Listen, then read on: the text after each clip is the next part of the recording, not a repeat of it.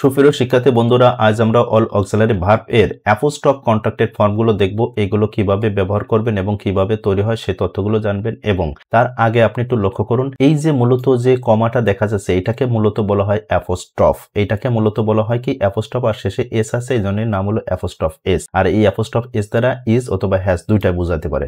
তাহলে এইটার নাম হচ্ছে অ্যাপোস্ট্রফ আর টি। অ্যাপোস্ট্রফ টি দ্বারা নট বোঝায়, আর অ্যাপোস্ট্রফ এম বলতে এম বোঝায়, অ্যাপোস্ট্রফ ভিই বলতে হ্যাভ বোঝায়, আর অ্যাপোস্ট্রফ আর বলতে আর বোঝায়, অ্যাপোস্ট্রফ ডাবল এল বলতে কি বোঝায়, শ্যাল বা উইল বোঝায়, আর অ্যাপোস্ট্রফ ডি বলতে কুড, উড, শুড, এই তিনটা যে কোনো একটা বোঝায়। এছাড়া আরেকটা আছে, কি আছে বলতে পারবেন? এই যে হ্যাড আছে, এই হ্যাডটা আমি দিই নাই, এটাও হ্যাড বলতে অ্যাপোস্ট্রফ ডি দ্বারা বোঝায়।